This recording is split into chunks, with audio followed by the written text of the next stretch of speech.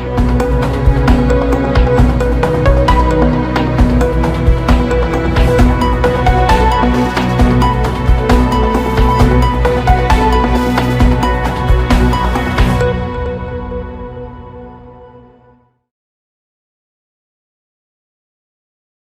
मैं chief editor anti corruption India news से आज उत्तर प्रदेश से कानपुर शहर में मौजूद हूँ। जैसा कि एंटी करप्शन की टैगलाइन है, भ्रष्टाचार जुर्म के खिलाफ हर पल आपके साथ। आज मैं जिस प्रकरण से रूबरू करा रहा हूँ वो एक संबंधित थाना हेमंत विहार जहाँ का प्रकरण है, और ये पीड़ित यहाँ पे हमारे कार्यालय में आए हैं और मैं इनसे ही जानकारी करता हूँ इनका क्या प्रकरण, क्या मामला है। क्या नाम आपका? कल्पना सिंह। कल्पना सिंह, आज हमारे शिकायत लेके आप आई हैं, क्या प्रकरण, क्या मामला है, जरा संक्षेप में पूरी बात बताएं। प्रकरण ये है कि 2 साल पहले रौनक सिंह नाम के लड़के ने हमको अपने प्यार के जाल में फंसाया, शादी का झांसा दे के हमको प्रेग्नेंट किया। उसके बाद जब हम प्रेग्नेंट हो गए तो 3 अगस्त को हमसे शादी की। 3 अगस्त के बाद में 4 नवंबर को मेरे बेटा हुआ। बेटा होने के बाद में 8 जनवरी को हम लोग दिल्ली गए। वहाँ से आने के बाद रौनक सिंह ने मेरे सारे फ़ोन नंबर ब्लॉक कर दिए, सारे व्हाट्सअप, सारा सब कुछ, और मेरा फ़ोन। ये रौनक सिंह कौन है? रौनक सिंह मेरा पति है। ये आपके पति हैं? हाँ। तो ये आपने इनसे लव मैरिज की, इनसे आपकी जान पहचान कैसे हुई थी? जान पहचान ऐसे हुई थी कि इन्होंने मेरे भाई को मारा था और इन्होंने मेरे ही गाड़ी से मेरा नंबर निकाला। जो लोडर मेरे यहाँ चलता है उसमें मेरा नंबर लिखा था, वो मेरे ही नाम पे गाड़ी है, तो उससे इन्होंने मेरा नंबर निकाला और ये हमको व्हाट्सएप पे फ़ोन करते रहे, मैसेज करते रहे, कॉल करते रहे। फिर इनसे मेरी 1-2 बार बातचीत हुई तो इन्होंने कहा हम आपसे शादी करना चाहते हैं, हम ठाकुर आप ठाकुर। इस तरीके से इन्होंने हमसे मतलब कि बातचीत की। तो थोड़े दिन हम इनको इग्नोर करते रहे। 2-3 महीने ये लगातार मेरे पीछे पड़े रहे, हम तुमसे बहुत प्यार करते हैं, हम तुमसे शादी करना चाहते हैं और तुम्हारे साथ रहना चाहते हैं। ऐसे ऐसे करके इन्होंने हमको बहुत झांसे में लिया। फिर थोड़े दिन बाद हमारी इनकी बातचीत होने लगी। बातचीत होने के बाद में इन्होंने हमसे कहा कि हम तुमसे शादी करना चाहते हैं। शादी का झांसा दे के हमको ये लेके गए बाहर घुमाने के लिए, राजस्थान, बालाजी, जयपुर, खाटू श्याम जी, मैहर, सब जगह लेके गए अपने दोस्तों के साथ में। इनके 3 दोस्त भी और इनका गिरोह है पूरा 3 दोस्तों का, जो कि इनके साथ ही रहते हैं। उन लोगों जब आपने इनसे आपका परिचय हुआ, आप इनसे मिलने जुलने लगी, क्या आपने इनकी फैमिली बैकग्राउंड के बारे में जानकारी नहीं की थी कि कैसे लोग हैं, ये इनके बारे में कुछ जानकारी आपने की थी? जानकारी हमने रौनक से पूछा था कि आप कहाँ रहते हो, आपका घर कहाँ है, तो रौनक ने हमको अपना घर कल्याणपुर बताया था, जबकि इनका घर कल्याणपुर में है ही नहीं। कल्याणपुर में इनकी ससुराल है और ये रहते बौद्ध नगर में है। ये शादी उनकी पहली शादी है, दूसरी शादी है? हमसे दूसरी, मेरे हिसाब से तो मेरी पहली शादी है, पर वो जिस तरीके से लड़की बता रही है तो वो तो बोल रही कि मैं इनकी पहली पत्नी हूँ, लेकिन मेरे हिसाब से तो मेरी पहली शादी है। आपको कैसे पता चला कि उसने दूसरी शादी कर रखी है? जब 19 जनवरी को यहाँ परामर्श केंद्र में काउंसलिंग के लिए उन्होंने कमिश्नर सर ने बुलाया था, तो वहाँ पे ये एक महिला को लेकर आए। वो महिला अपना नाम रचना सिंह बता रही थी और इन्हें अपना पति और अपने आप को इनकी पत्नी बता रही थी। तब हमें पता चला परामर्श केंद्र में कि इन्होंने पहले से शादी कर रखी है। ये परामर्श केंद्र में दोनों पक्ष को बुलाया गया था, तो वो क्या अपनी सेकंड पत्नी को लेके आया था? हाँ, एक रचना नाम की, अब वो पत्नी है कि गर्लफ्रेंड है ये हमें नहीं पता है, लेकिन वो अपने आप को इनकी पत्नी बता रही थी। मतलब वो महिला अपने आप को बता रही थी मैं इनकी पत्नी हूँ। हाँ, लेकिन हमें नहीं पता है कि वो उनकी पत्नी है कि गर्लफ्रेंड है कि प्रेमिका है कि मिलने वाली, हमें नहीं पता है। पूरे परामर्श केंद्र में क्या डिसीजन हुआ? जो वहाँ जजेस वगैरह बैठते हैं उन्होंने क्या डिसाइड किया, क्या एक्शन लिया? परामर्श केंद्र से काउंसलिंग निरस्त हो गई और उन्होंने कमिश्नर सर के यहाँ अपनी रिपोर्ट लगा के भेजी कि जो रौनक सिंह है वो पहले से शादीशुदा है, इस कारण दोनों पक्षों में काउंसलिंग निरस्त हुई और ये मामला थाने भेजा जाए। जब काउंसलिंग निरस्त हो गई होगी उसके बाद थाने अगर भेजा गया तो एफआईआर भी हुई होगी, क्या एफआईआर हुई? एफआईआर हुई। एफआईआर 498A, 323, 506, 3/4 DP एक्ट और 377 धारा, जो रौनक सिंह मेरे साथ प्रेगनेंसी की हालत में गलत तरीके से संबंध रिलेशन बनाते थे, उसके लिए 377 धारा उसमें लगी थी। जो धारा लगी थी, क्या उस धारा को विवेचक जो था इस केस का, उसने उस धारा को हटा दिया या उस पर है? नहीं, उस धारा को तो हटा दिया उन्होंने। 377 ही तो मेन थी, उसको उन्होंने गिरफ्तार नहीं किया और उससे मिली भगत करके और 377 हटाया, उससे पैसा लिया इन्होंने धर्मेंद्र कुमार ने, और अशोक की और धर्मेंद्र कुमार की सबकी साठगांठ से। ये धर्मेंद्र कुमार कौन है? धर्मेंद्र कुमार हमारे विवेचना अधिकारी थे। उनका क्या रवैया रहा आपके साथ?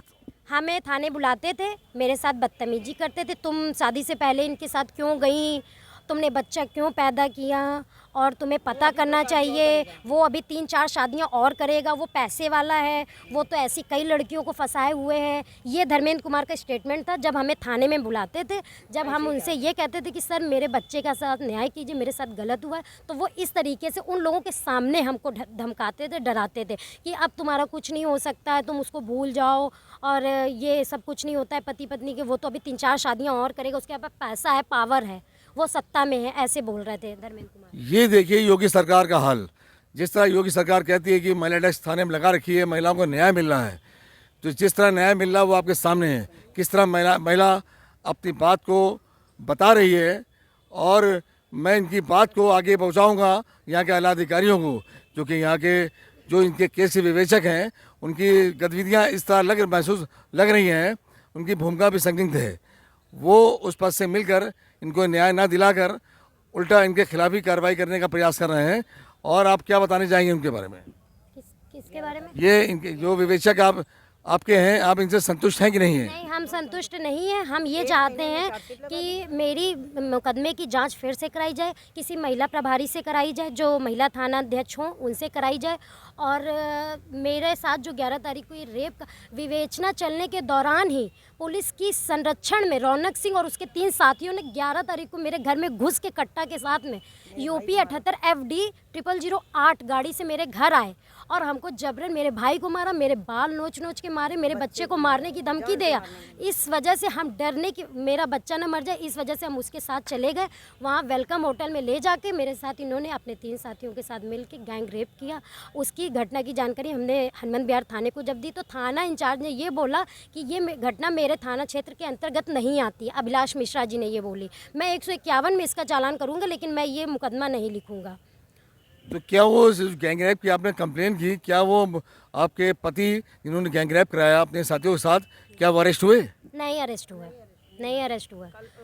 और ये जब हमने हनुमान बिहार थाने में एप्लीकेशन दिया कि विवेचना चलने के दौरान मेरे साथ इस तरीके की हरकत हुई है, तो पुलिस की संरक्षण में ये सब कुछ हुआ है, तो अभिलाष मिश्रा ने थाने में मेरे साथ बदतमीजी की, महिला सिपाहियों से कह के मेरा फ़ोन छीना, मेरे साथ धक्का मुक्की की। पूरे थाने के जितने भी कर्मचारी थे सब ने मेरा घेराव किया। मैं थी, मेरी माँ थी, मेरा बच्चा था, मेरे साथ कोई पुरुष नहीं था, और हमें धक्का मुक्की करके थाने में बिठा लिया गया कि इनको अंदर बिठाओ। तो मैंने थाना इंचार्ज से पूछा किस बात पर उन्होंने इस तरह से आपके साथ बर्ताव किया? जब मैंने इनसे कहा कि आप मेरी ये कंप्लेंट जो रेप की है ये लिखिए आप, और ये 377 धारा आपने क्यों हटाई, किस वजह से हटाई, तो उन्होंने हमसे ये कह के, इस बात पर उनको बुरा लगा, उन्होंने आप पर दबाव बनाया, प्रेशर बनाकर आपको थाने में अंदर बैठा दिया। फिर क्या हुआ? फिर उसके बाद में जब उन्होंने बोला रायपुरवा जाइए, रायपुरवा थाना क्षेत्र में है। फिर उन्होंने कलेक्टरगंज के लिए हमको ट्रांसफ़र किया, हम कलेक्टरगंज गए, रायपुरवा गए, लेकिन कहीं भी मेरी कोई सुनवाई नहीं। 11 तारीख की घटना, आज 21 तारीख है, मेरी अभी तक FIR रेप की नहीं लिखी गई है। ये देखिए हाल महिला सशक्तिकरण का, जिस तरह महिला सशक्तिकरण के लिए सरकार जोर दे रही है, यहाँ के मुख्यमंत्री जी इसको संज्ञान लेके यहाँ के आला अधिकारियों को आदेश दे रहे हैं कि महिलाओं के साथ महिला सशक्तिकरण की तैयारी जो चल रहा है, इस पर जोर दे रहे हैं कि महिलाओं को किसी तरह की कोई दिक्कत परेशानी नहीं होनी चाहिए। उसके बावजूद महिलाओं के साथ क्या हो रहा है वो आपके सामने है। और क्या बताने चाहेंगे आप? हम बस इतना ही कहना चाहते हैं कि मेरी सुनवाई हो, मेरे साथ छोटा बच्चा है। हम मुख्यमंत्री जी से भी यही, हम जाएंगे, योगी सर से भी मिलेंगे जाके। अगर मेरी यहाँ सुनवाई नहीं होगी तो हम योगी सर के पास भी, लखनऊ भी जाएंगे, क्योंकि मेरे साथ रौनक सिंह और उसके साथियों ने बहुत गलत किया है। मेरी कोई सुनवाई नहीं हो रही। जहाँ जिस भी थाने में हम जाते हैं तो थाने में सभी पुलिस वाले मेरे साथ बदतमीजी करते हैं, मेरी कोई सुनवाई नहीं करते। उल्टा हम मेरे ऊपर ही आरोप लगा रहे हैं कि आपने उस लड़के को फंसा लिया। मेरे ऊपर आरोप लगा रहे हैं वो लोग। आप ये देख रहे हैं पुलिस की गतिविधियाँ, जिस तरह पुलिस मतलब कि अपराध को बढ़ावा दे रही है और पीड़ित को न्याय नहीं दिलवा पा रही है, ऐसा प्रतीत होता है।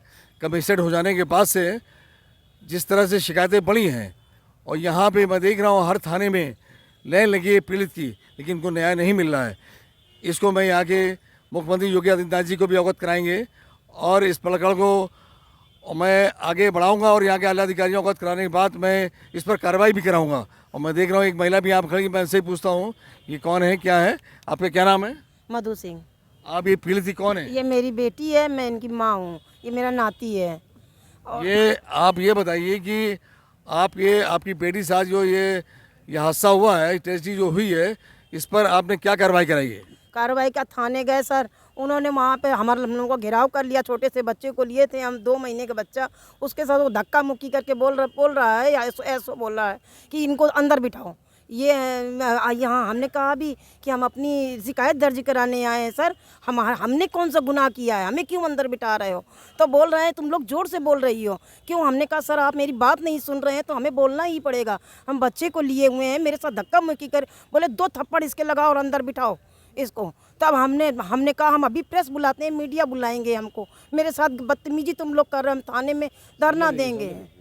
सर इस तरह से मेरे साथ से बदसलूकी किया। एसओ सर ने, एसओ साहब बैठे थे, तब जब हमने अपनी बात गुहार लगाई, हमने कहा सर मेरे साथ ये आप क्या करवा रहे हैं, मैं छोटे बच्चे को लिए हुए हूँ, 2 महीने का बच्चा है दूध मुहा, आप धक्का मुक्की मेरे साथ कर रहे हैं। तब वो एसओ सर ने कहा अच्छा इन महिला को बाहर लेकर आइए।